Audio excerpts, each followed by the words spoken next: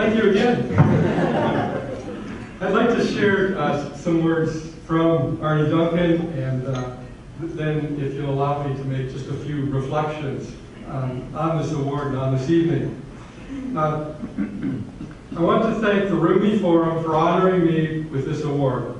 I'm humbled because we still have a long way to go.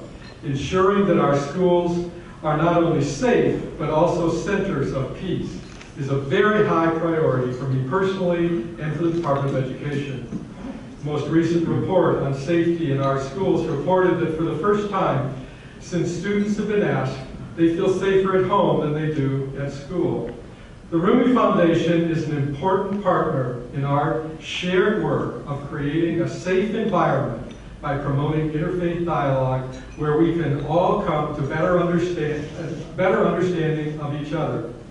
Only when there's mutual respect will we have safe and peaceful schools.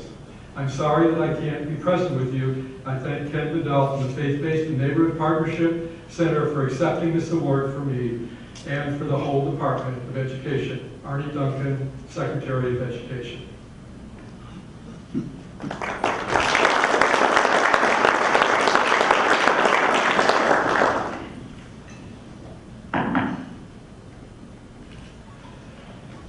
At the Department of Education, we don't deal with the really big issues of world peace.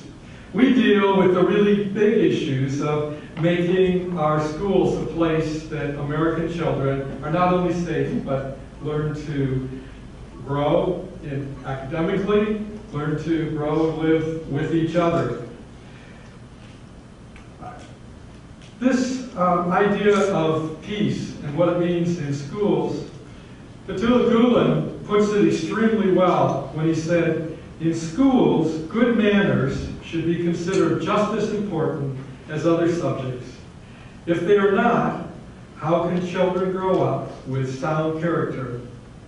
Education is different from teaching. That's what we believe at the Department of Education. Good manners are different from teaching. There are a number of ways that this is being pursued at the moment. Today, this afternoon, Roslyn Alley was on the telephone with people across the country announcing that there is new guidance being distributed to every school that explains the department's understanding and what enforcement will be made of bullying in schools. What is really important about this announcement is not that it really makes new law. Roslyn Alley is the head of the Civil Rights Section of the Department of Education. What's really important is that she explains, and the guidance explains, that it isn't enough that perpetrators of violence in school or bullying are punished. It's only sufficient when the student who was bullied feels safe in school.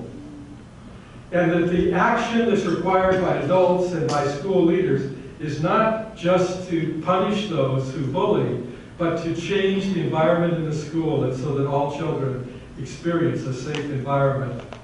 That's just one example of areas where the department is working to develop a way that we can better understand how our schools are part of dialogue and, in the end, peace. The White House has initiated a program to encourage universities and colleges to develop interfaith community service projects. The Office of Safe and Drug-Free Schools is developing a database of curriculum materials that can be used by schools to foster understanding across all lines that separate us. Each person comes to a conviction about why it is important for them to be in dialogue or to participate in peacemaking. But at the Department of Education, we understand that unless the schools are a place that model and are examples of where students can experience true dialogue, that we will never have peace. Thank you very much.